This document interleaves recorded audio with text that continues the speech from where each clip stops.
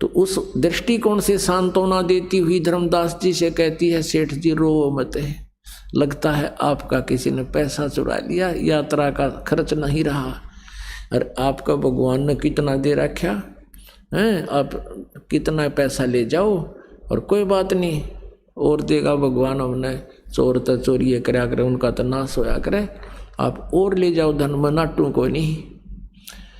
अब धर्मदास जी बोलना चाहो पर बोला नहीं जाए, इतना बुरी तरह रो रहे थे क्योंकि पुण्यात्माओं जिसको परमात्मा चाहिए और परमात्मा आकर चले गए और 2 बार बकवाद कर दी, अब उसको आशा नहीं रही कि भगवान फिर आ जाएंगे। मैं दोस्त इतना हूँ।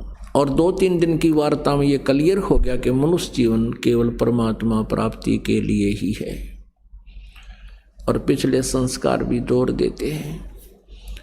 अब धर्मदास ने हिम्मत सी करके रोते रोते कहा कि आमनी, यदि मेरा ये भौतिक धन नष्ट हो जाता, कोई नहीं, मैं तेरे से हाथ पैर जोड़ के और ले जाता।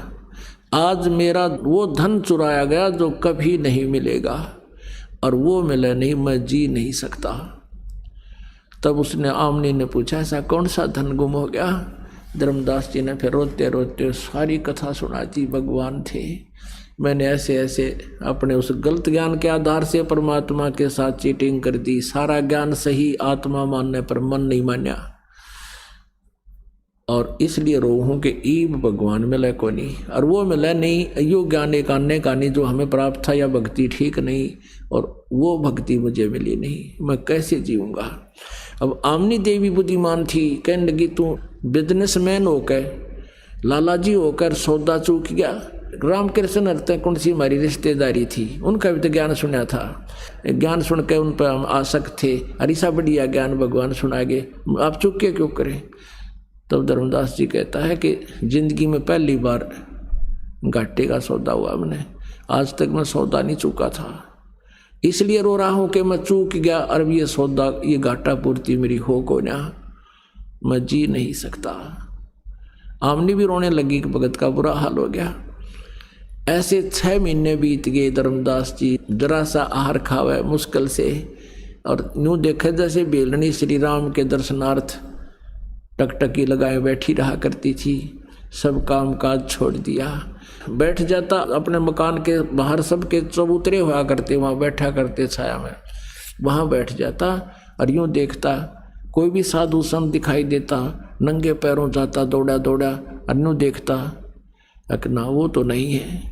फिर कोई पता चला कि वहाँ कोई जंगल में संत आए हुए हैं, बड़े अच्छे पहुँचे हुए हैं। धर्मदास जी वहाँ गया, वहाँ राम रमी करी, नमस्कार करी, बैठ गया। अब ये तो उनको मालूम था कि रूप बदल कर भी आते हैं भगवान। उनसे चर्चा करता, अजी ब्रह्मा विष्णु महेश के माता पिता कौन है, वो ये चेक करने के लिए कि जब भगवान होगा तो वही बात बोलेगा, नकली होगा तो फिर उसकी बोली से पता लग जाएगा। अब वो सामने वाला कहने लगा ये तो अजर अमर है, सर्वेश्वर है, महेश्वर है। जान गया धर्मदास है ये तो कौन ठीक है, उठ का आ गया। अब ये वो भगवान को ना, ये तो एंड बैंड बोला है।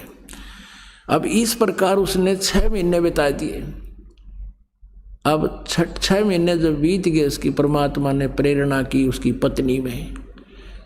आमनी ने कहा भगत जी आपकी तो बुरा हाल हो गया, और आप मर गए तो मैं भी मरूंगी, आप इस तरह रहे हो, आप ज़्यादा समय नहीं आपका। अब ये तो बताओ कि भी भगवान ने कुछ और भी तो कहा होगा, अभी किस तरह मिलेंगे, कोई बातों में कोई बात चली हो। तो याद आया धर्मदास को कि भगवान नो कहते हैं जा जन की महिमा सुनो ताम गौन करन थे, वो तो नगर अमाने हैं जा मेरे प्यारे संत। जैसे ऋग्वेद मंडल नंबर 9 सूक्त नंबर 86 के और मंत्र नंबर 26-27 में कहा है कि वो परमात्मा तीसरे धाम में रहता है, वहाँ से चल कर आता है, और भगत की आध्यात्मिक यज्ञों में वो बिजली जैसी गति से गतिशील पदार्थ की तरह चलकर छिन्न में पहुँच जाता है। अर्थात जहाँ धार्मिक भंडारे होते हैं वहाँ परमात्मा गुप्त रूप में अवश्य विद्यमान रहते हैं, चाहे किसी भगत रूप में हो।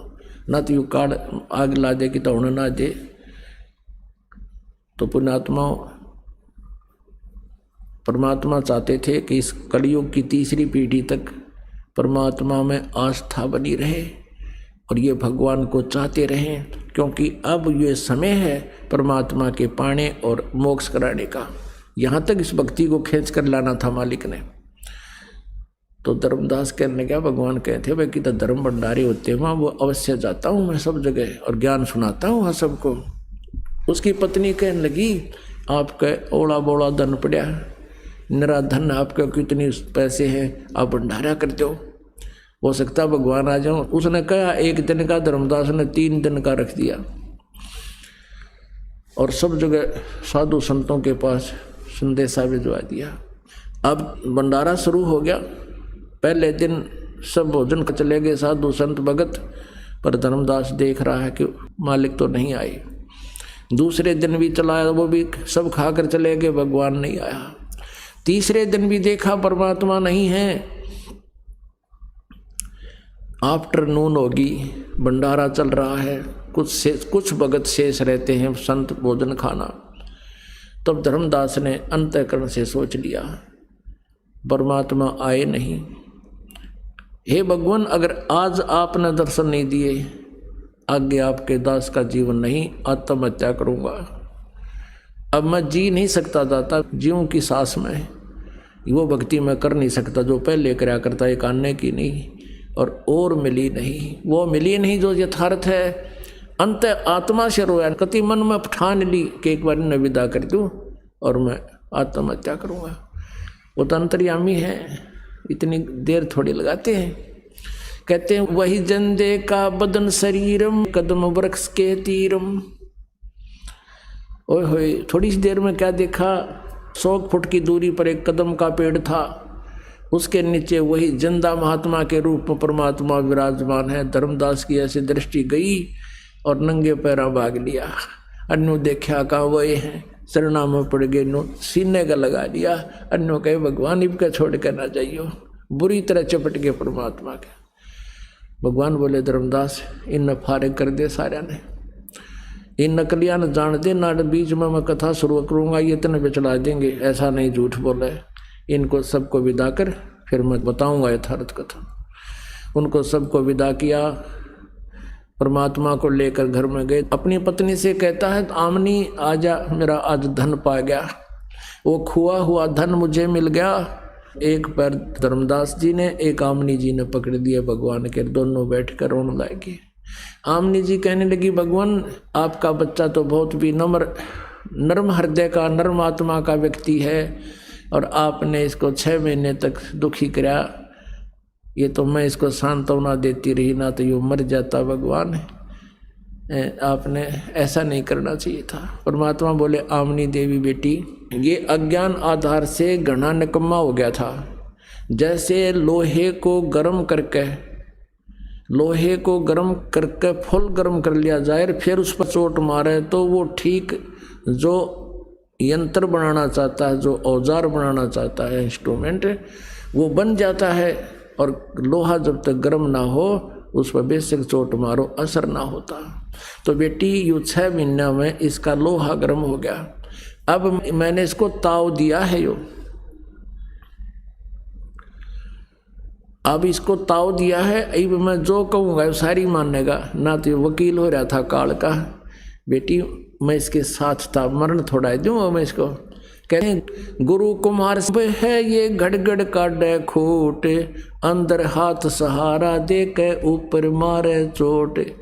जैसे कच्चा घड़ा कुम्हार का होता है, कहते परमात्मा ऐसे कुम्हार की तरह है और तुम कच्चे मिट्टी के घड़े हो।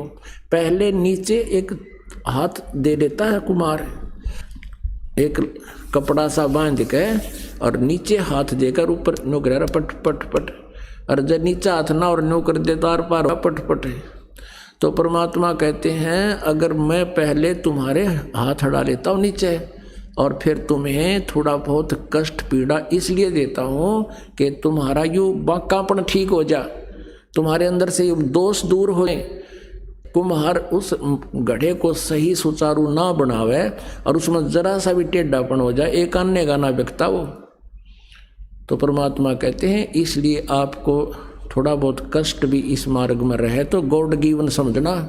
परमात्मा कहते हैं, आप बताते हैं कि सुख के माथे पत्थर पड़ो, नाम हृदय तन जा, बलिहारी उस दुख के जो पल पल नाम रटावे।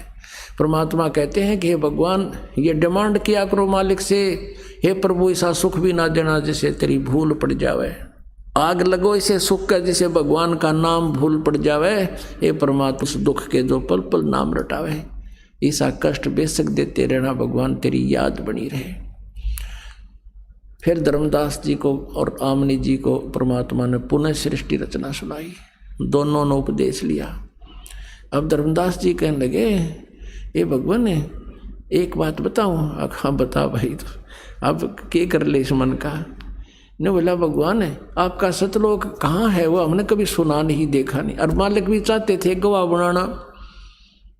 कहने लगे, भाई ठीक है, तू भक्ति करे और कोई ना, मैं फिर आऊँगा कभी और फिर तुझे बताऊँगा। एक दिन परमात्मा वहाँ प्रकट हुए, धर्मदास को दिख रहे हैं और कहा, धर्मदास आज तुझे अपना मेरा लोक दिखा के लाऊं, सतलोक कहाँ है? वो ले गए। उधर से वो मूर्छित हो गया। अब 3 दिन तक धर्मदास मूर्छित पड़ा रहा। आमनी देवी ने देखा, मेरा पति मर गया, हाहाकार मचा दी, रिश्तेदार आ गए, लेकिन वो मरा कोई ना, नाड़ी देखे, नाड़ी चल रहा है, बेहोश पड़ा। उधर से परमात्मा ने सारे लोग दिखाए, ब्रह्मा विष्णु महेश का लोग दिखाया, फिर सतलोक दिखाया। वहाँ देखा परमात्मा को, ये तो खुद मालिक नीचे गए हुए। और वहाँ जाकर के देखा कि वो तो गंध है नीचे, जहाँ हम रह रहे थे वो तो बिल्कुल गंदा लोक है, वहाँ तो जाना नहीं चाहिए इसे गंदे लोक में। वहाँ जाकर देखा, उन आत्माओं से मिले जो जहाँ से हम बिछड़ कर आए थे। तब धर्मदास की सारी बर्मणा भटकना जो शंका थी खत्म होगी। तब नो बोला, हे भगवान मुझे वापस ना भेजो दाता वहाँ पर, अब यहीं रख लो मेरे भगवान, मुझे नहीं चाहिए वहाँ का कुछ भी। तो परमात्मा बोले, भाई ऐसे नहीं रख सकते बेटा, आप जाओ, मैं तेरे साथ रहूँगा। और वहीं मैं काशी में एक दानक रूप में रहता हूँ, जुलाहे रूप में, और नीरू नीमा का मुँह बोला पुत्र हूँ, और वहाँ जुलाहे का काम करता हूँ। बेटा वहाँ आ जाना, तुझे मैं आगे सारनाम और सतनाम दूंगा, और भक्ति करके आप वापस आ सकते हो। आप यहाँ से भक्ति युक्त गए थे, वो धन तुमने वहाँ उस काल के स्वर्ग में, महास्वर्ग में नष्ट कर दिया, वो धन भक्ति का। अब वो भक्ति की कमाई से फिर चार्ज हो जाओ तुम। वो नाम ऐसा दूंगा, एक ही श्वास के सिमरण में तुम्हारी ढेर सारी कमाई हो जाएगी। अब कहते हैं, सतनाम पालड़ रंग होरी हो, 14 लोक चढ़ावे राम रंग होरी हो, 3 लोक पासंग धरे रंग होरी हो, तो ना तुले तुलाया राम रंग होरी हो। एक सतनाम का सिमरण श्वास उश्वास का इतना कीमती है कि 3 लोक, ये स्वर्ग लोक, पाताल लोक और पृथ्वी लोक, तो कहते हैं ये पासंग धर दे किसका, ये तो आवश्यकता ही नहीं है इनकी, इतनी तो कोई वैल्यू नहीं। और 14 लोक चढ़ावे, विष्णु का लोक, शिव का लोक, धर्मराज का लोक, शंकर जी का लोक, ब्रह्म लोक, और ये सभी 14 लोक कहते एक तरफ रख दे। एक तरफ तो एक श्वास के सतनाम के सिमरण की कमाई, और एक तरफ ये सारा ब्रह्मांड, कहते तो भी वो पलड़ा भारी रहेगा एक सतनाम के सिमरण का। परमात्मा कहते, कहता हूँ कहीं जात हूँ, कहूँ बजा कर ढोल, श्वास जो खाली जाता है, ये 3 लोक का मोल। तो पुणात्माओं, आप देखो आपने कितना धन इकट्ठा करना, हम कितने भक्ति धनी थे। मेरे हंसा भाई हंस रूप था जब तू आया, मेरे हंसा भाई हंस रूप था जब तू आया, अपना स्वरूप भूल में भूला, तू तात जीव कहाया। मेरे हंसा भाई, जब तू सतलोक से आया तो भक्ति से परिपूर्ण था, अब तू कंगाल हो लिया, अब उतना ही साहूकार बन ताकि तू वहाँ स्थायी स्थान पा सके। गीता जी अध्याय नंबर 8 के श्लोक नंबर 5 और 7 में गीता ज्ञानदाता कहता है, मेरी भक्ति करेगा तो मुझे प्राप्त होगा। और उस परमात्मा परम अक्षर ब्रह्म की भक्ति करेगा तो तत्वदर्शी संत से उस 3 नाम का मंत्र लेकर साधना कर, उस भक्ति के शक्ति के बल से, यानी उस भक्ति की कमाई से तू उस परमात्मा के पास जागा। तब धर्मदास कहता है, मत भेजो महाराज यम की नगरी है मोहे, राख लियो महाराज हमसे बिगड़ी है मोहे, राख लियो महाराज हमसे बिगड़ी है। वहाँ जाकर पता लग गया हमने क्या जुल्म किया था, हम कैसे वहाँ नरक में गिरे, कैसे काल के जाल में फंसे हैं। हमने अपने भगवान को भूला और उसको चाहा। नो कहे मुझे रख लो भगवान, हमसे बिगड़ी है, हमसे भारी गलती बनी है, और वो तो काल की नगरी है भगवान, मुझे मत भेजो महाराज, काल की नगरी है। वहाँ से नीचे आते कालजा का पैनू देख, क्योंकि वहाँ जाकर आंखें खुल जाती हैं, दिव्य दृष्टि हो जाती है। फिर भी परमात्मा बोले बेटा तू चाह, मैं तेरे साथ रहूँगा, फिर तू आना काशी में, वहाँ तुझे मैं मिलूँगा। फिर क्या हुआ, 3 दिन तक तो बेहोश पड़ा रहा, हाहाकार मच रही, और फिर एकदम सचेत हो गया और उठते न बोले भगवान कहाँ गया, परमात्मा कहाँ गए। तब उसने सारी कथा बताई। अब सौपन भी कोई ना, क्योंकि सारे रोन लाग रहे बैठे बैठे। फिर धर्मदास बोला भगवान आए हुए हैं, बनारस जाऊंगा भगवान को पाऊंगा। तो वहाँ काशी में गए, भगवान को देखा और खुशी का ठिकाना नहीं रहा। बोलो सतगुरुदेव। परम पिता परमात्मा पूर्ण ब्रह्म, सारी सृष्टि के रचनहार कुल मालिक कबीर देव जी, कबीर साहब, ये हम सब आत्माओं के जनक हैं, हम सब के पिता हैं। हम यहाँ काल के जाल में फंसे हुए हैं, हमें अपने मूल ठिकाने का ज्ञान नहीं। वो परमात्मा हम पर रहम करते हैं, दया करते हैं, अपने सतलोक से चलकर यहाँ इस काल के लोक में आते हैं और हमें अपने मूल स्थान की जानकारी कराते हैं, अपनी महिमा से हमें परिचित कराते हैं। उसी उपलक्ष्य में ये 5 दिवसीय समागम या आश्रम बरवाला में चल रहा है। वो पुण्यात्मा हैं जो इस सत्संग के अंदर पहुंच पाए हैं या इनको ये सत्संग सुनने को उपलब्ध हो रहा है। विश्व में यदि सत्संग है तो ये बरवाला आश्रम में है। बाकी सब उवा बाई का ज्ञान कहते हैं, उनके सत्संग का कोई सिर और पैर नहीं है। केवल भोली आत्माओं को चतुरता के आधार से अपने पीछे लगाए हुए हैं। आपका सौभाग्य है कि आपको यथार्थ ज्ञान और शास्त्र अनुकूल भक्ति विधि प्राप्त हो चुकी है। अब आप जी ने देखना है कि इस मार्ग पर कौन कितनी स्पीड से चल रहा है। रास्ता यही है। इससे पहले हम कुमार्ग पर घूम रहे थे। ये सुपथ है, सुमार्ग है, सत साधना है। इस पे जितना भी जो करेगा, जितना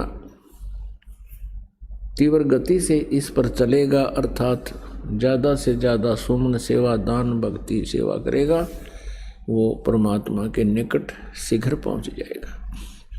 सभी सद्ग्रंथ प्रमाण करते हैं कि कबीर नामक परमेश्वर है, वो सतलोक में रहता है और वहाँ से चलकर वो परमात्मा स्वयं गति करके यहाँ सहशरीर आते हैं, सहशरीर चले जाते हैं।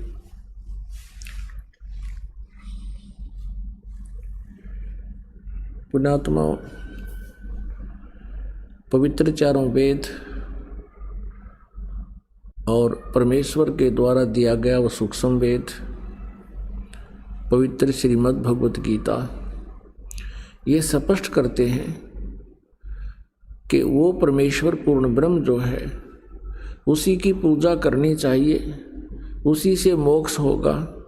वही हम सबका स्वामी है, वही पाप नाशक है, वही इष्ट रूप में पूज्य है। पुण्यात्मा, आज चौथा दिन हो चुका है इस सत्संग समागम को और अभी तक हम परमात्मा की महिमा को आंशिक भी नहीं आपको सुना पाए हैं। परमात्मा की लीलाएं, परमेश्वर की लीलाएं जो हैं वो आज आपको सुनाएंगे। वैसे तो ये भी लीलाएं थी, लेकिन कलयुग के अंदर परमात्मा ने और अन्य कौन कौन सी लीलाएं की जो भगवान किया करता है। पुण्यात्माओं, हमने श्री राम, श्री कृष्ण जी, श्री विष्णु जी, श्री राम कहो, श्री विष्णु जी कहो, चाहे श्री कृष्ण जी कहो, और भगवान शंकर जी और अन्य देवी देवताओं को जो हम मानते थे, वो किस आधार से हमने माना? लोक वेद के आधार से और कुछ उनकी लीलाओं के आधार से। जैसे परमात्मा की तुलना सदग्रंथों से की जाती है, सदग्रंथों से ही उसकी जानकारी होती है, और तुलनात्मक तरीके से जब इन भगवानों को हम इनकी तुलना करेंगे आपस में, तो तब निर्णय होगा। जैसे हम सुनते थे कि भगवान श्री कृष्ण जी ने सुदामा जी के 2 मुट्ठी बुने हुए चावल खाकर एक सुंदर महल बना दिया और उसको धन दे दिया, उसका गुजारा उस जीवन का खूब हो गया। पुण्यात्माओं, ये देखने की बात है कि जैसे सुदामा जी ब्राह्मण थे और अति निर्धन थे कतई, और भगवान श्री कृष्ण जी और सुदामा जी एक ही पाठशाला में पढ़ा करते। बड़े होकर के श्री कृष्ण जी तो द्वारका में राजा बन गए, सुदामा जी अपना गरीबी हालत में ही अपना गुजारा कर रहे थे। ऐसी स्थिति होने लगी कि कई बार तो बच्चे भूखे सो जाते थे। सुदामा की पत्नी बहुत बार कहती थी कि आप अपने बताते हो कि मेरे मित्र हैं भगवान श्री कृष्ण और वो द्वारका के राजा हैं, आप उनसे कुछ धन मांग लो। सुदामा जी कहा करते थे, ब्राह्मण का काम मांगना नहीं है। यही सदग्रंथ बताते हैं, जो मांगे सो बढ़ुआ कहिए, दर दर फिरे अज्ञानी, और जोगी जोग संपूर्ण जिसका, जो मांगना पीवे पानी। नट पेरना कंजर सासी मांगते हैं बठियारे, और जिनकी लो लागे सतगुरु में वो तो मोती देवे उदारे। फिर भी ज़्यादा कंपेल कर दिया उसकी पत्नी ने, और वो चल पड़ा फटे पुराने कपड़े। अब द्वारका में जब पहुंचा श्री कृष्ण जी के पास,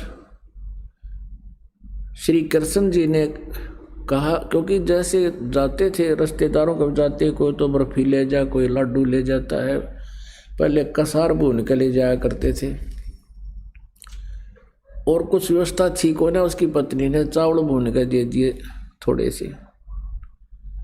अब श्री कृष्ण जी ने कहा, भी कुछ हमारे लिए लाए हो?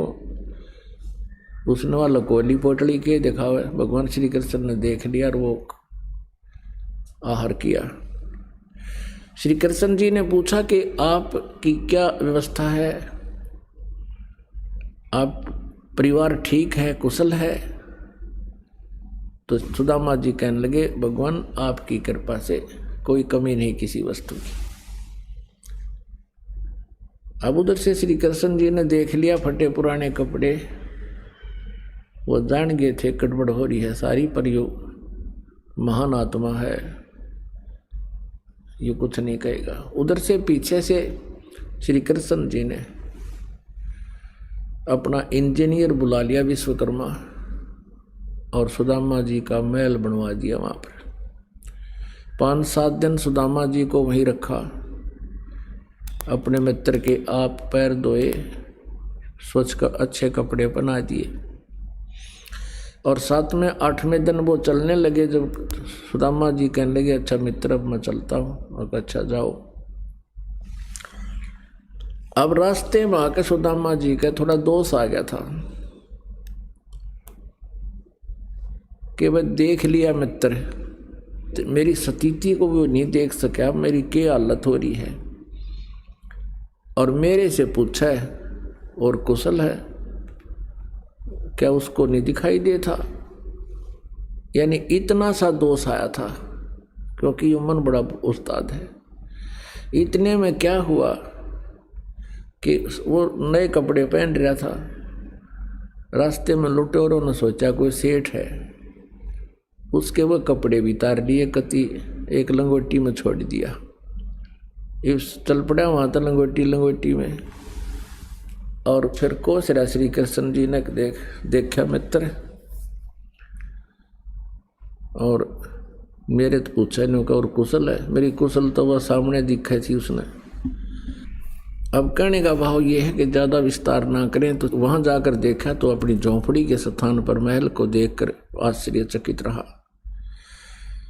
अब इसी आधार से हमने श्री कृष्ण जी को भगवान मान लिया। पुण्यात्माओं, इतना सहयोग तो एक मंत्री दे दे अपने मित्र ने। अब कलयुग के मंत्री सहयोग दे सकते हैं, एक बढ़िया सेक्टर में प्लाट अलॉट कर दें और मकान बनवा दें, कोई बड़ी बात नहीं। इससे क्या मोक्ष हो गया? इससे क्या जन्म मृत्यु का पीछा छूट गया? अब इसी के तुलनात्मक बताते हैं कि एक बार एक तैमूरलंग नाम का एक मुसलमान लोहार था। 2 माँ बेटा थे।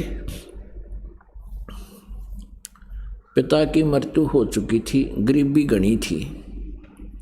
वो क्या करता था कि साहूकार किसानों के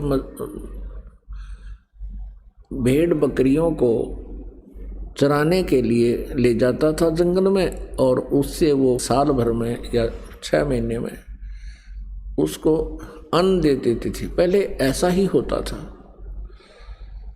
और फिर शाम के समय उनकी बकरियों को उनके घरों छोड़कर भेड़ बकरियों को वो फिर शाम के समय ओवर टाइम कराया करता एक लोहार के एरन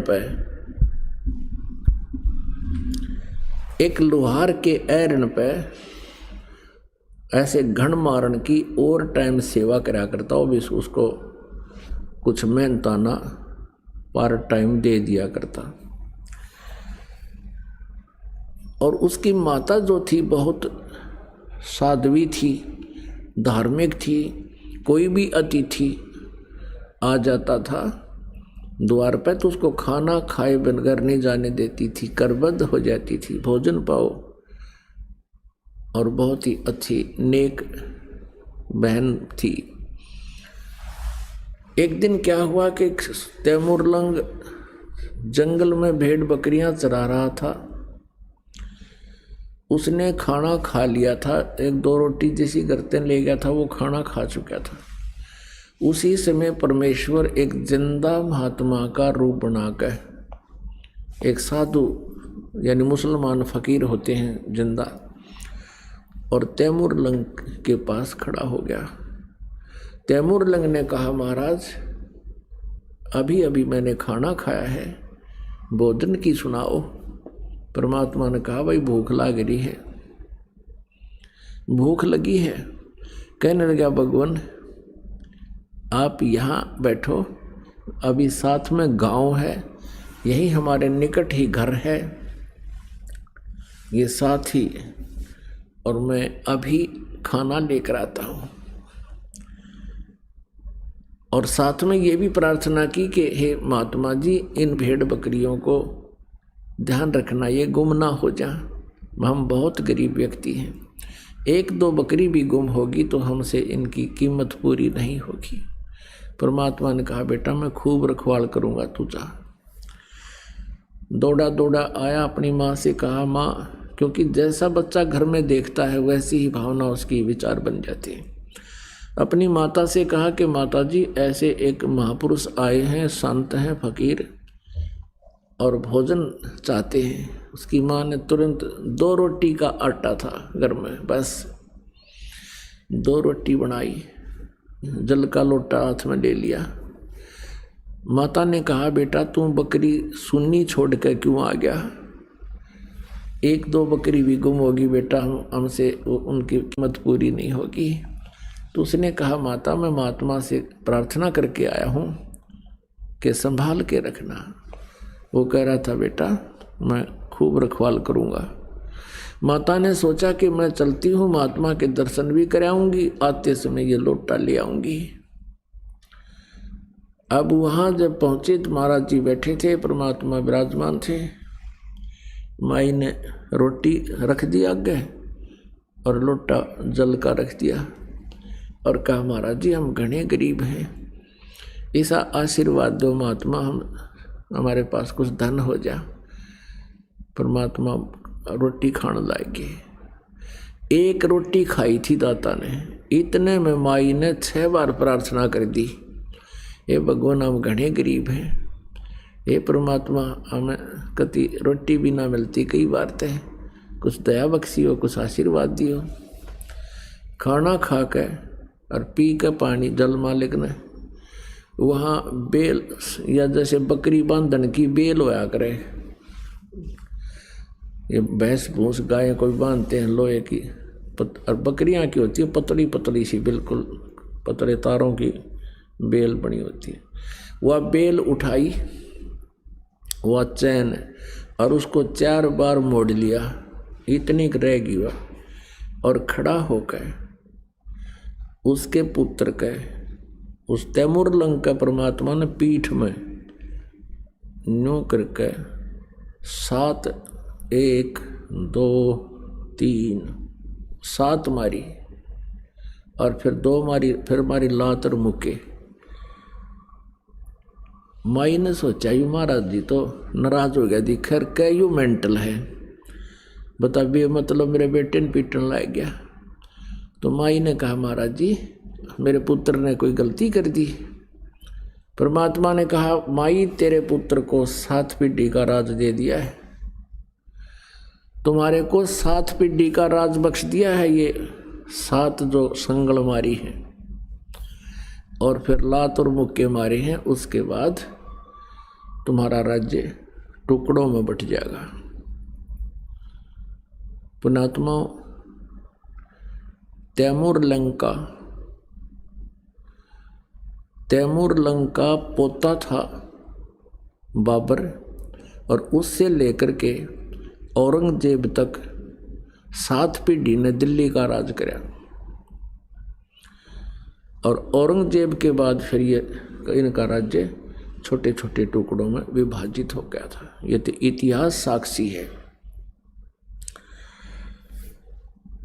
अपने आत्माओं क्या हुआ, अम्माई ने सोचा ये तो सचमुच कोई वैसे ही कोई पागल सा आदमी है, ये ऐसी बात कह रहा है, तेरी 7 पीढ़ी का राज दे दिया, समय पर टूक नहीं, कोई बात नहीं, शांत होकर आ गई अपने घर पे हमने। अब क्या हुआ कि कुछ दिनों के बाद तैमूर लंग ने क्या देखा कि उसी अक्षेत्र का एक राजा बहुत बदमाशी कराया करता। गांव में जो भी कोई सुंदर लड़की होती युवा, उसको अपने उन नौकरों से, क्योंकि मुखबर होते थे गांव गांव में उनके, वो संकेत कर देता और उसके वह सिपाही ठा लाते। ऐसे ही उसी गांव की एक लड़की, युवा लड़की, खेतों से पशुओं का चारा लिए आ रही थी। तैमूर लंग वहाँ बकरी भेड़ चरा रहा था। इतने में उस राजा के नौकर एक उसी गांव की उस लड़की को जबरदस्ती करके अपने वाहन में घोड़ों के ऊपर डालना चाह रहे थे। उसने शोर मचा दिया, अरे भाई तैमूर आइए, अरे तैमूर भाई मने बचाइए। अब पाड़ी दौरा तल्ला ठोस एक बांध के सिर का कपड़ा और डे का लठ बाज लिया, मट्टा मट सैनिकों के कई गट्टे तोड़ दिए। अब वो कई जने थे तो तैमूर लंग को इतना मार पीट दिया, उसको मृत करके छोड़ के चले गए। वो परमात्मा का आशीर्वाद था, वो जीवित हो गया और गांव के लोग पहुंचे, उसको घर ले आए, कुछ दिन में स्वस्थ हो गया। अब उसके मन में एक कल्पना होगी, ए भगवान, मैं राजा बनूं और इस अन्यायी राजा का बक्कल तारूं। इसने हमारी बहन बेटियों की इज्जत लूट रहा है और यही तरफ बनेगी उसके। इसी उद्देश्य से उसने क्या किया, सपने में एक दिन परमात्मा वही जिंदा महात्मा तैमूर लंग को दिखाई दिए और कहा, बेटा, जिस एहरन पर तू पार्ट टाइम काम करता है, हथौड़े मारने जाता, घण मारने, उस एहरन ने मोल ले ले और उसके नीचे एक बहुत बड़ा खजाना दबा हुआ है। हीरे, पन्ने, जवाहरात, सोने की असरफियाँ, बहुत घना खजाना है। और परमात्मा ने कहा, तू बोला, स्वप्न में बात की कि भगवान हम कैसे खरीदेंगे, पैसा तो है नहीं। प्रभु ने कहा कि आप उनसे जिक्र करना और उधार पे ले लेना, वो दे देगा। कहते हैं परमात्मा जब दया बख्शता है दोनों तरफ से रिमोट से चलाता है। सुबह उठा, अपनी माँ से वो स्वप्न बताया कि माता ऐसे ऐसे वही महाराज दिखाई दिए थे और ये कह रहे थे कि तू उस एहरन मोल ले ले। अब उसी रात्रि में उसकी माता जी को भी परमात्मा ऐसे ही दिखे। उसकी माँ ने भी कहा, बेटा मुझे भी स्वप्न थोड़ा थोड़ा याद है, आज भगवान वही संत वो फकीर दिखाई दिए, पर बेटा मैंने वो समझ नहीं सकी, मेरा याद को ना उन्होंने के बात कही थी। तैमूर लंग ने कहा, माँ मेरे सारी बात याद रहेगी। तो कहने लगी, बेटा हमने कौन देगा वो एहरन, एहरन का स्थान था को 20, 30, 50 गज, तो हमें कैसे देगा, हमारे पास पैसा नहीं। तो तैमूर लिंग ने कहा कि माता जी, महात्मा जी कह रहे थे तू एक बार चर्चा शुरू करना। माता जी कहने लगी, बेटा देख ले चर्चा करके उधार पे। उधर से परमात्मा ने उस एहरन वाले लोहार के मन में एक विशेष प्रेरणा कर दी कि ये स्थान थोड़ा है और बाहर उसका प्लाट था थोड़ी सी दूरी पे, वो कुछ बड़ा था कि यहाँ अब भीड़ बढ़ने लगी, इसको कोई इस स्थान को मोल ले ले तो मैं उधार भी दे दूँ, चाहे 1 साल में दे दे हमारे पैसे। अब उसने तैमूर लंग ने जाकर उस लोहार से प्रार्थना की और सब चर्चा की। वो लोहार कहने लगा, भाई इस एहरन समेत दे दूंगा तेरे को। अब तैमूर लंग ने यही प्रार्थना की थी, यदि आप एहरन समेत मुझे दे दो तो मैं भी अपना गुजारा कर लूँ। तो कहने लगा, मैं एहरन समेत दे दूंगा, क्योंकि वो एहरन पुराना हो गया था, उसने नए लेने की सोच ली। ये सब मालिक की मेहर होती है, जब परमात्मा काम बनाता है वो दोनों तरफ रोल करता है। तो उसने कहा, भी तुम कितने दिन में पैसे दे दोगे? उसने कहा, भी 1 वर्ष में दे देंगे। तैमूर लंग कहने लगा, 1 वर्ष में आपके सारे पैसे दे दूंगा। तो एहरन वाले ने कहा कि यदि 1 वर्ष में नहीं दोगे तो क्या होगा? आप पे कहने लगा कि मैं ये एहरन वापस ले लूँगा सारा स्थान समेत। तैमूर लंग ने कहा, लिखवा ले बेशक मेरे से, वचन हो गए, ठीक है। उसने 1-2 दिन में वो स्थान खाली कर दिया और परमात्मा ने फिर स्वप्न में उसको दिया कि तू एकदम इस पैसे को व्यय मत करना, किसी को खबर ना लगने देना, धीरे धीरे इसका प्रयोग करना। तो मालिक के संकेत अनुसार उसने पहले उसके चारों तरफ एक मिट्टी की ऊंची सी दीवार बनाई। खोद कर देखा तो वहाँ सचमुच बहुत ज़्यादा असरफी सोना काफ़ी सामान था। अब उसका फिर वह बात याद आ गई है, भगवान में राजा हो बनो और ऐसे निकम्मे राजाओं को मैं फिर सीधा करूं। अब उसने क्या किया, पहले भेड़ बकरियां लाया मोल थोड़ी सी 20-30, फिर उनको बेच दिया, फिर 50-60 लिया, फिर उनको बेच दिया, फिर ले आया, फिर और बेच दिया। अब आम व्यक्ति ने सोचा भाई इसका तो भगवान ने हाथ पकड़ दिया और व्यापार में घना वृद्धि होगी। तो धीरे धीरे उसने ऐसा दिखा कि मुझे बिजनेस से बहुत लाभ हो गया। उधर से उसने क्या किया, अपने नगर के और आसपास के गांव के युवाओं से कहा कि भी ऐसे ऐसे हमारी बहन बेटियों के साथ बेइज्जती की जाती है और हमारे लिए शर्म की बात है, और मैं चाहता हूँ कि मैं राजा बनूँ, तुम मेरे सैनिक बनो, और मुझे व्यापार में बहुत धन हाथ लग गया है, तुम्हें प्रति महीना 1 रुपया तनख्वाह दिया करूँगा। आज के तो 50,000 हैं, उस समय के 1 रुपया। तो युवा बच्चों ने स्वीकृति दे दी और कहा ये बात गुप्त रखना। लोहार था एक कारीगर, जंगल में एरन डाल लिया, आप पर तलवार बनावे, आप पर डाल बनावे, और हजारों की संख्या में बच्चे तैयार कर लिए। उन्हें तलवार चलाना सिखा दिया और घोड़े खरीद लिए। एक दिन उस राजा को सुबह सुबह जाके और चारों तरफ से उसका किला घेर लिया और आवाज़ लगा दी कि या तो समर्पण कर दे, सरेंडर कर दे, नहीं तो बाहर आ जा, युद्ध कर ले। अब उस राजा ने चारों तरफ से शोर देखा, हाहाकार मचा हुआ देखा, हल्ला हो रहा।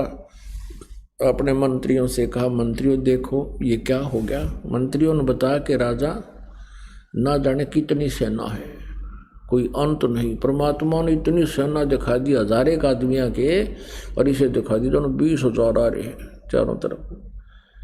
अब लीला मालिक की कौन समझे। और मंत्रियों ने कहा कि राजन सरेंडर करने में ही हित है। तो उसने अपने झंडे झुका दिए जैसे सिंपल थे, और हाथ ऊपर न करके सारे बाहर आ गए। उनको अरेस्ट कर लिया, उनकी सेना को काबू कर लिया, उनके हथियार काबू कर लिए, यानी उस पर कब्जा कर लिया। परमात्मा ने उस तैमूर लंग और उसकी माँ को फिर एक दिन बीच में आके कहा था, बेटा भक्ति करो तुम। तो उनको प्रथम मंत्र दिया था। उस दिन के बाद तो उसने भक्ति की, फिर वो बकवाद्या में बढ़ गया। भक्ति तो दी छोड़, बाकी राजपाट में उसका ज़्यादा रुचि होगी। तो तैमूर लंग ने फिर दूसरे राजा पर चढ़ाई की, यानी युद्ध कर दिया, उसको भी विजयी कर लिया। फिर और दूसरों को संदेश भेज दिया कि भी मेरे पास इतनी सेना है, या तो युद्ध करो या सरेंडर करो। उस नालायक ने यहाँ तक कि दिल्ली पर भी आके अपना कब्जा कर लिया, और दिल्ली के शासन पर, दिल्ली के सिंहासन पर अपना एक नौकर छोड़ दिया, अपना एक दास गुलाम राजा छोड़ दिया, और उसको कहा कि मुझे सालाना इतना टैक्स तू देगा। उस कुछ दिनों के बाद फिर उसका पोता बाबर यहाँ का दिल्ली का बादशाह बना। उसके बाद औरंगजेब तक 7 पीढ़ी ने राज किया। फिर क्या हुआ कि ये राज्य पाकर भूल गया भगवान परमात्मा, उसको फिर शिकार में मिले,